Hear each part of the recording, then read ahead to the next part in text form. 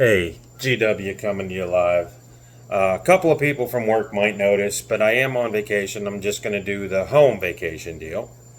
So we're not going anywhere doing anything. But I want to tell you about a couple of things that have happened to me since Friday. Now, we had an oven die on us, and my mom went to Lowe's, and basically we got a new oven. We paid for installation, and two guys showed up Wednesday. I took Wednesday off work, right? So they show up, and they come into the room that I'm in right now, and they take a look at our old oven, and they tell me, we can't even do it. Now, mind you, when I say take a look, I don't mean pull back, look at connections, any of that stuff. No. What I mean is they tipped it, because it's against the wall, they tipped it like this. Took a look with a flashlight from a cell phone, which I don't know how good that does. And the one guy couldn't even speak English, and he looks at me and he goes, we can't do it, we can't do it. Now, I'm sitting there on the phone with my mom and my wife. I told my wife, I texted my wife, said, hey, the stove's here. And she's like, oh, great. So these guys don't want to, do anything. Okay, great. So my mom's beeping in because my dad knows where the gas connections are in the house. I do now too, so whatever. And basically, they don't even take the old oven, which we paid them to do. They bring the new one in, and when they bring it in, they throw away the box. Okay, fair enough. Throw away the box, you can't speak English, and basically, I don't want you in my house.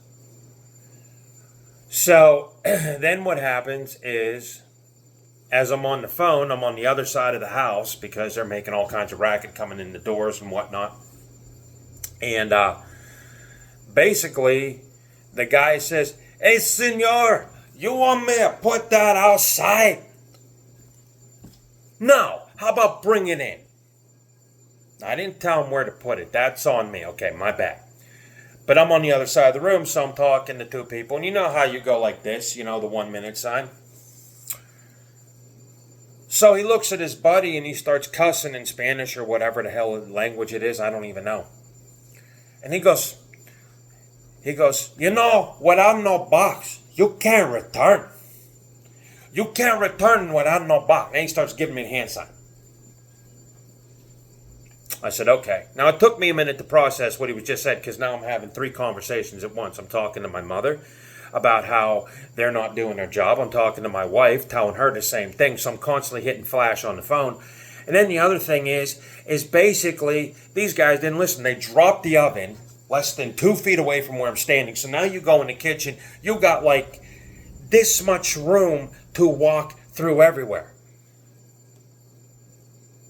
And I said to him, hang on. This is right before they're leaving. I said, hang on. I said, let me call my dad over. Now, the one kid that was with the guy didn't speak English, because the guy didn't speak English. He was running the whole thing. And he says, how much time it take for your dad to go over here?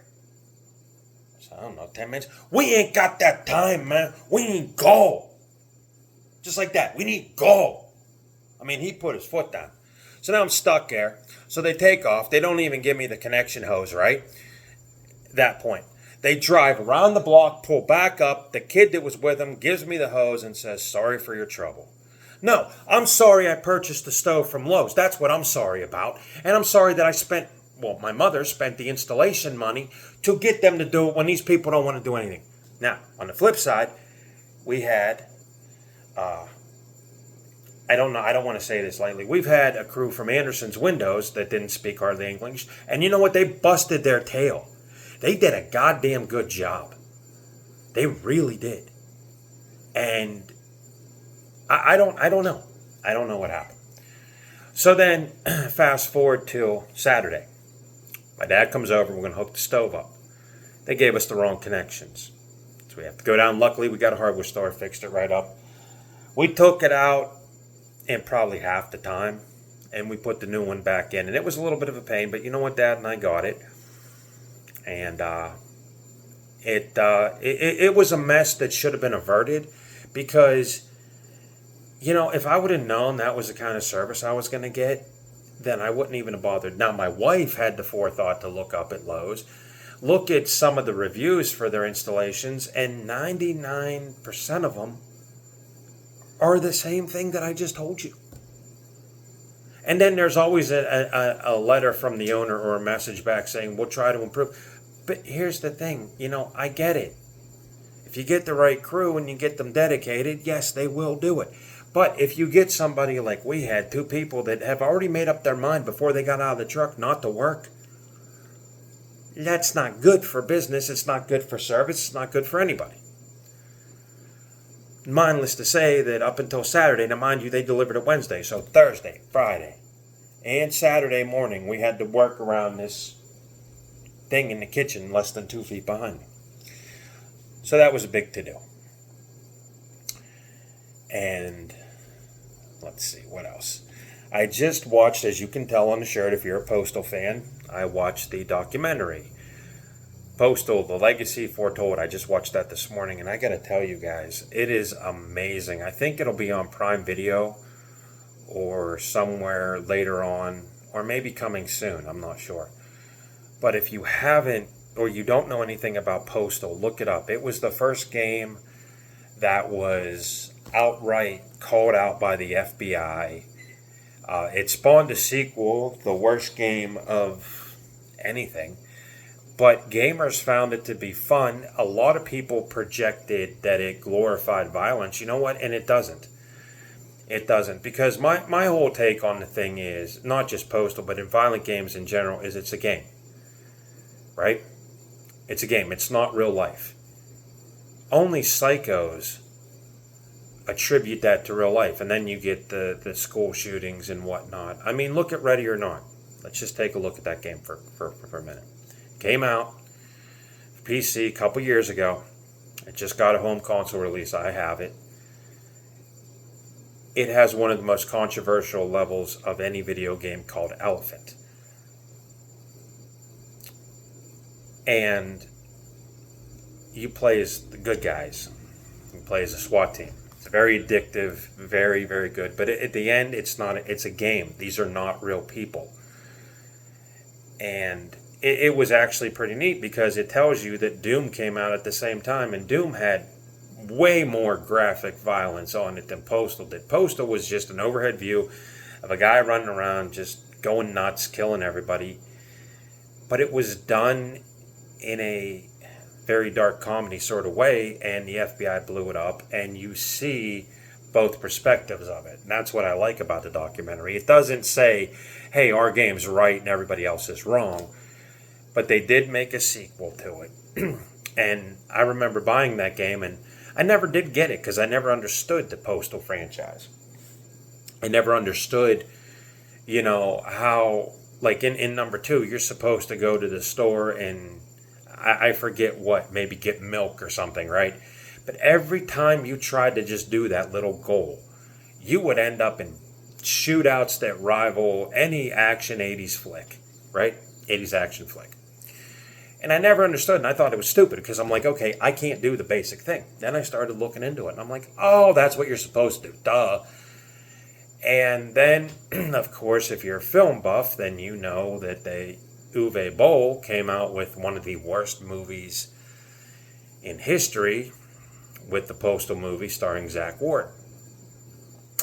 And I didn't see it at the time because I was like, I don't get the game, whatever, it's stupid.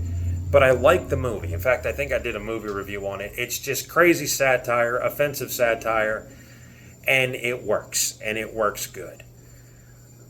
Then I started getting into the games because I got a home PC, laptop. I was able to play them. And they're stupid beyond belief, but they're fun. And again, I look at those as not real life. They're any time that you have a game where there's violence in it, at the end of the day, it's just a game. Just like a movie in the 80s when everybody was up in arms about horror movies. Oh, Silent Night, Deadly Night. Kids are going to start killing Santas because Santa's going to kill. Oh, this movie has violence in it. And you know what? And at the end of the day, okay, At the end of the day, it's just glorified playtime. And what I mean by that is that when you were a kid, you ran around the house playing Cowboys and Indians or G.I. Joe or whatever. You shot invisible people and the violence was all in your head, right? It's all acting. It's fake. It's not real, you know? And that's my take on it. And it's entertainment, and it might not be the greatest form of entertainment, but violent movies, there's a line there. If you're old enough to realize it's just a movie and it's just a show or it's just a stupid game, I think responsibility comes with a lot of that stuff. And I've seen thousands upon thousands upon thousands of violent movies in my day, played tons of violent video games. I was the first one in line for Mortal Kombat when it came out for Sega. And that game garnered all kinds of controversy because of real life graphics. Or Lethal Enforcers, where they gave you a blue or red Magnum style handgun where you had to shoot digitized people. And because it was digitized, they gave it the NC7 or the MA-17, right? At the end of the day, it was just a glorified, upscale, mature version of Duck Hunt, And you weren't shooting innocent people. You were shooting in that game people with guns, people that were holding people hostage. I mean, you were just crazy. Mortal Kombat, I don't even need to go into that. There's tons of videos on the violence of that. It made Channel 11 news. But Postal was always something I pushed back because I never really cared about it. Then I started getting into it, got the humor. And I understand. And it's not the greatest game, and it's not even well received as the greatest game. But what it does do is the newest one has a tagline. It's only as violent as you are. And again, at the end of the day, sometimes you go to work, you get stressed out, you come home, and instead of being mad, starting fights with your wife, maybe yelling at your kids for some stupid reason, maybe it's easier to pop on a video game, take your frustrations out on 18, 16, 24-bit, whatever invisible AI enemies, because at the end of the day, they're AI. So in this documentary, it shows you, there's a segment in there where it shows newspaper clippings of, actual school shooters and, people that just have snapped. And I had to laugh. Nothing is funny about violence, I'm going to tell you right now. But there was an article that said, and it was a legit article, and it said, girl kills self thinking she could respawn. Or something like that. That was the name of the headline in the movie. And it was the actual headline. And I'm sitting here going, you know what? My whole life I played video games. From Atari, from Coleco to Atari to what I have now. And I'm sitting here and I'm thinking to myself, if you have any common sense will tell you if you die, you cannot respawn. If you throw your keys into a grate, they're in the grate, they're not in your hand. If you jump off a bridge, you could very well die. I mean, these are things that, when you're a kid, you were brought up to know. Apparently, that's not, I don't blame the kid for thinking that. I blame the parents for telling this, or not telling this kid what is right and wrong. See, when I was growing up, my father said, hey, don't be stupid. And they taught me what was right or wrong. In what world do you think you can respawn? And think about it. If somebody dies tomorrow, God forbid, and I hope nothing ever happens, but let's just say in Bizarro world, you die. When are you going to come back as yourself? You can't. You know why? Because that's a concept created by the video game people. It's not real. And I'm not saying that to argue with the family of the girl that did this. I'm saying that it's true. And everybody who has common sense knows that once you die, you're gone. And there's some that believe in reincarnation. I entertain the idea time to time. But respawning as yourself, it's not going to happen. It's an idea, it's an ideology created by the video game company. So it goes to show you that there's a lack in education when it comes to some of these finer points. And I'm not going to argue one way or the other on it. And I know people might go, Greg, that's a little controversial. But my point is that if you don't know what's real versus what's fake, you're always going to get them intertangled, and your thoughts are going to be all over the board, you know. And I'll give you a perfect example. Whenever I was 6 or 7, I saw The Toxic Avenger, you know, the Lloyd Kaufman Troma deal. I did a review about it some time ago. And I didn't know about special effects. I didn't know that, you know, the people in the movie were actors. I thought people got killed for, you know, on there for real life because it was so graphic, so in your face, so overly top, violently offensive that I didn't know any better. And then when I started looking in on it, I found out about special effects. I found out about, you know, what's real, what's fake, acting. And it opened the door to a whole new thing that I didn't even know about, you know. And you look at that movie, and it's still to this day one of the most offensive movies ever created, but it has a hell of a fan base because it was able to merge its way into the mainstream. And if you look at Lloyd Kaufman as a director, the guy has made movies on the cheap and made them look really good, and has done a world of things with watermelons that make you believe that they're actually human heads. That's for another day. But what I'm saying is, once I realized that movies were fake, and it was all acting, it was all about posture, makeup, squibs, it was like, okay, this is a business, much like anything else. You know, in order to make a successful movie, you got to have actors that know what they're doing. You got to have special effects people that know exactly when and what to do. You have to have set designers to make it look as real as possible. But at the end of the day, after all that, and the movie finished and comes out, it's just a movie. It's not real life. Same with video games.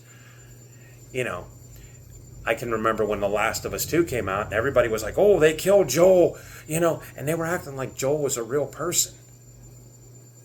It was a video game character.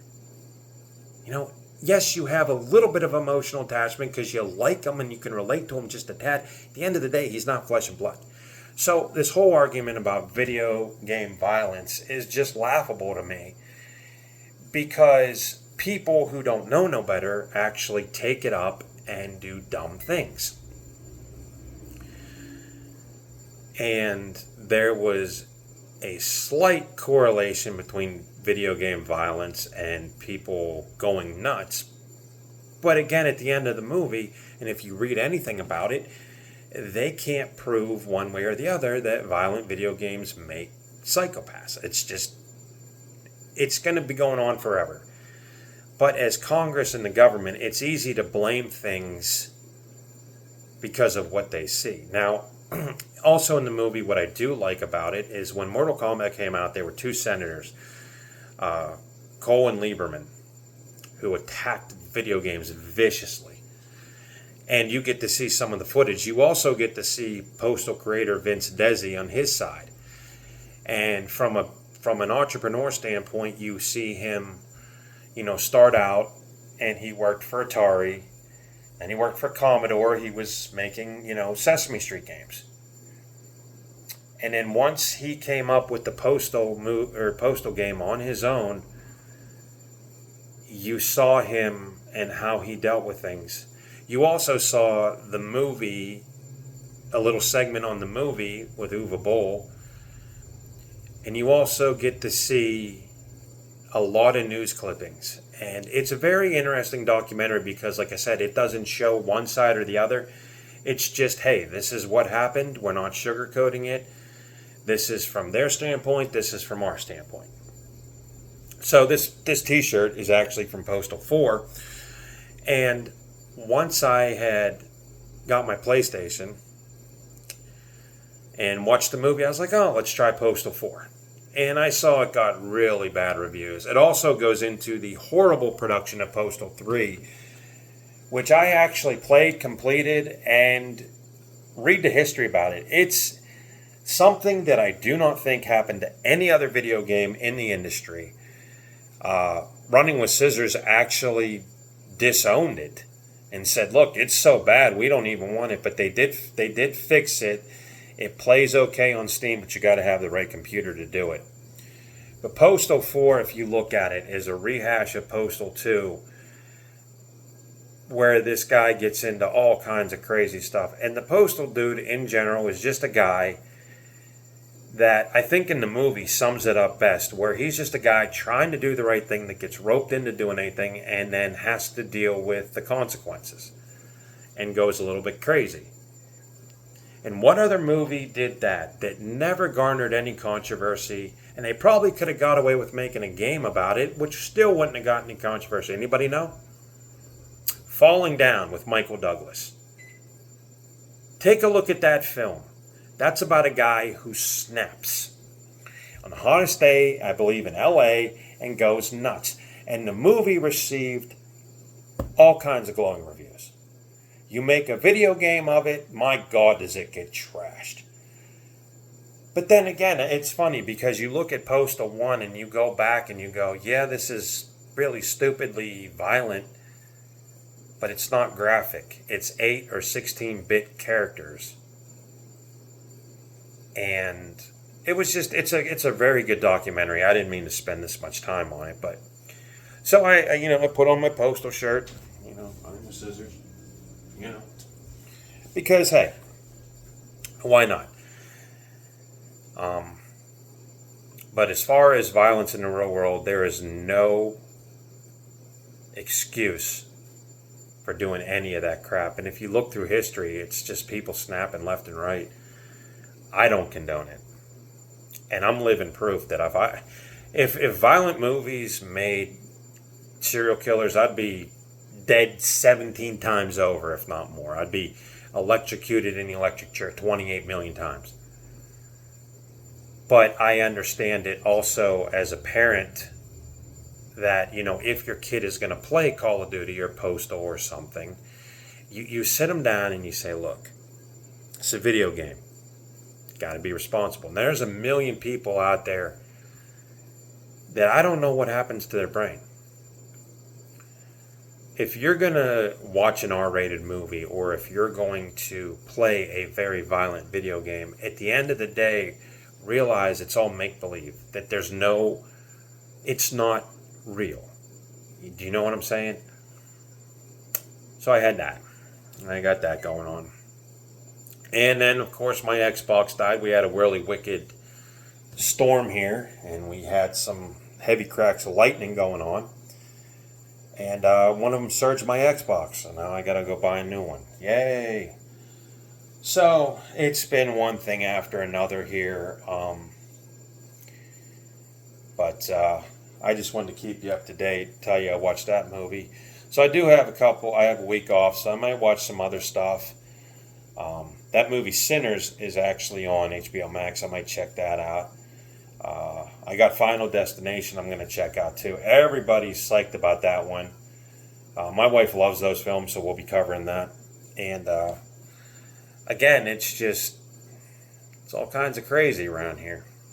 But that's what makes life worth living. And if you're interested or if you know anything about the Postal movie or Postal games or movie, check out the documentary. It's called Postal, The Legacy Foretold.